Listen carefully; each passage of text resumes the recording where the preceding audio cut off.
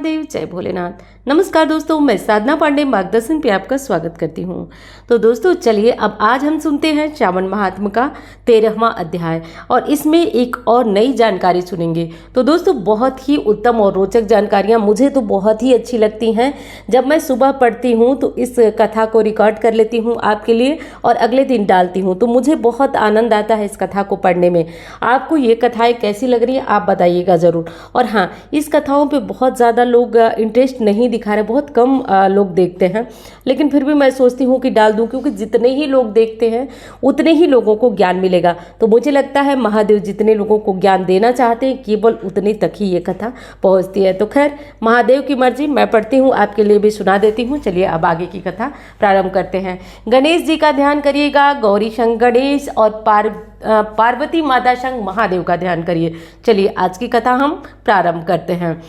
सनत कुमार बोले, हे प्रभु, वह कौन सा व्रत है जिसमें अतुल्य सौभाग्य प्राप्त होता है तथा मनुष्य पुत्र पौत्र आदि धन ऐश्वर्य आदि प्राप्त कर अनंत काल तक सुखी रहता है? यह सुनकर शिव ने कहा, हे पुत्र, विश्व प्रसिद्ध दुर्गापति का व्रत को महादेवी पार्वती ने असीम श्रद्धा भाव से संपन्न किया था। हे महामुनि, इससे पूर्व इस व्रत को इंद्र, सरस्वती, कुबेर, विष्णु व अन्य देवगण, किन्नर, गंध वे भी पूरा कर चुके हैं। यह व्रत श्रावण मास के शुक्ल पक्ष की आने वाली चतुर्दशी को किया जाता है। उस दिन एक दंत वाले, हाथी समान मुख वाले गणेश की स्वर्ण प्रतिमा आसन पर स्थापित करवाना चाहिए। उस आसन पर स्वर्ण दुर्वा बिछाकर तांबे के कलश पर स्थापना करवानी चाहिए। फिर लाल वस्त्र बिछाकर सौदभाव मंडल का निर्माण कराकर उस पर कलश स्थापित करा दे। पूजा के लिए लाल पुष्प तथा 5 पत्र ले। फूल पत्रों से अपामार्ग, समीत, दुर्वा, तुलसी, बिल्वपत्र और मौसम के अनेक प्रकार के खुशबूदार फल लें और उनके नैवेद्य 16 उपचार द्वारा गणेश पूजन करें और इस प्रकार प्रार्थना करें। इस स्वर्ण प्रतिमा में मैं विघ्नेश का आह्वान करता हूँ। दयानिधि, यहाँ आओ, पधारो। मैं आपको रत्नाभूषण से बड़ा सिंहासन प्रदान करता हूँ। हे महाप्रभु, इसे स्वीकार करो। हे उमापति व पार्वती के सुत, हे विश्वपालक, हे आकाशपति, आपको बारंबार प्रणाम है। आप मेरे दुखों का विनाश करें। यह पाद्य मैं आपको देता हूँ। हे गणेशेश्वर, हे पार्वती पुत्र, हे वंदनीय, मैं आपको अर्घ प्रदान करता हूँ, इसे स्वीकार कर लो। हे विनायक, हे शंकर, हे उमासुत, हे गणेश, आपको पुनः नमस्कार है। मैं आपकी आचमन करता हूँ। हे सुरपुंगव, हे गणेश, मैं आपके लिए प्रार्थनावद्ध सवर्ण तीर्थ जल यहाँ से लाया हूँ, इसे आप ग्रहण करें। यह 2 वस्त्र है, सिंदूर व केसर से अभिसिंचित है, ये आपके लिए है, आप इन्हें भी ग्रहण करें। आपको मैं सादर दंडवत हो प्रणाम करता हूँ। हे उमा मंगल संभूत, आप समस्त विघ्नों के विनाशक हैं। हे लंबोदर, हे त्रिभुवन रक्षक, यह चंदन भी आप ग्रहण करें। हे सुरश्रेष्ठ, हे विघ्न विनाशक, हे देवमय, मेरी श्रद्धा भक्ति से सिंह लाल चंदन में डूबे हुए अक्षतों को आप ग्रहण करें। चंपक, केतकी, जपा तथा अन्य सुगंधित पुष्पों से मैं आपकी अर्चना करता हूँ। आप मुझ पर अनुग्रहित हों, आप प्रसन्न हों, आप हर्षित हों, मेरी पूजा अर्चना ग्रहण करें। लोक कल्याण के लिए आपको दानवों का वध करना पड़ेगा। हे सर्वज्योत प्रकाशक, आप धन्य हैं। गणा नाम त्वाम वैदिक मंत्र के उच्चारण से मैं आपको लड्डू, विघ्न, अन्न और खीर आदि नैवेद्य, कपूर तथा इलायची वाला पान सम्मान सहित मुख में रखने के लिए आपको प्रदान कर रहा हूँ। हिरण्यगर्भ में स्थित अग्निदेव वाली सोने की वजी को मैं आपके लिए दक्षिणा दे रहा हूँ। अतः हे गणेश, आप मुझे शांति प्रदान करें। हे गणाध्यक्ष, हे गणपति, आप वंदनीय हैं। हे गजानन, मेरा यह चतुर्थी का व्रत आपके प्रसाद से परिपूर्ण हो।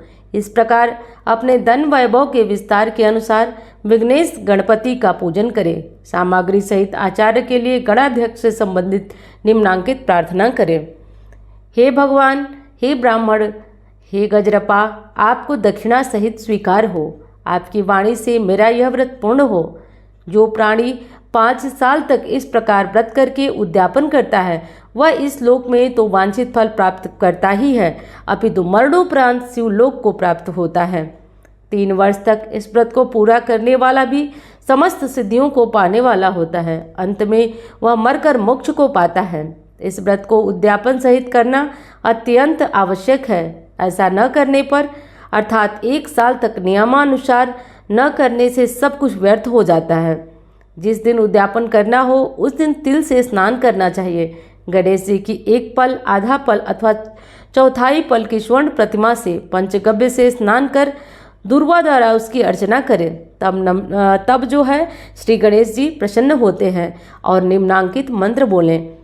हे पतित पावन, हे विनाशक, हे उमापुत, आपको बारंबार प्रणाम है। हे विनायक, हे जगत पालक, हे मंगलकारी, हे मूषक वाहन, हे महाप्रभु, हे ईश पुत्र, हे अनंत सिद्धिदायक, आपको प्रणाम है। आप हमारी विनती स्वीकार करें। नामों से अलग अलग अर्चना करनी चाहिए। प्रथम दिवस अधिवासन और दूसरे दिन प्रातः ही हवन करें। ग्रह होम के पश्चात मुख्य होम लड्डू तथा दुर्वा से प्रणाम करें।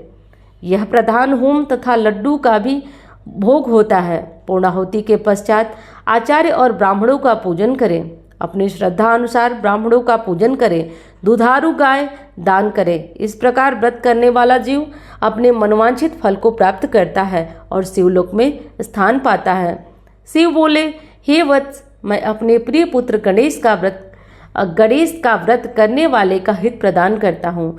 मैं उसे इस भूलोक में समस्त सिद्धि प्रदान करता हूँ, क्योंकि वह मुझे तथा उमा को अति प्रिय होता है। अंत में वह मेरे लोक को ही आता है। भूलोक में उसके वंश की वृद्धि होती है। हे सनत कुमार, मैंने तुम्हें दुर्गापति का यह गुप्त व्रत विधि पूर्वक कह सुनाया है। यह सर्वोत्तम व्रत है। वह वंश वृद्धि तथा रिद्धि सिद्धि को प्राप्त करता है। इसलिए गणपति का यह व्रत अनिवार्य रूप से हर मनुष्य को करना चाहिए। अतः श्रावण मास का 13वां अध्याय संपूर्ण हुआ। इस 13वें अध्याय के पाठ के श्रवण से गणेश, शिव पार्वती की कृपा प्राप्त होती है तथा सनत कुमार का वैभव मिलता है। इस कथा को कहने वाले, सुनने वाले दोनों का इस कलयुग में भी कल्याण होता है। तो उम्मीद करती हूँ दोस्तों यह कथा आपको पसंद आई होगी। कथा अच्छी लगे तो लाइक करिएगा। चैनल को सब्सक्राइब नहीं किया आपने तो अनिवार्य रूप से कर लीजिएगा। और हाँ, प्रतिदिन की कथाएं नहीं सुन पा रहे, किसी कारण से कोई दिक्कत हो जा रही है तो आप अगले दिन की कथा भी सुन सकते हैं, इसमें कोई दिक्कत नहीं है। तो चलिए मिलती हूँ अन्य वीडियो में। धन्यवाद। हर हर महादेव।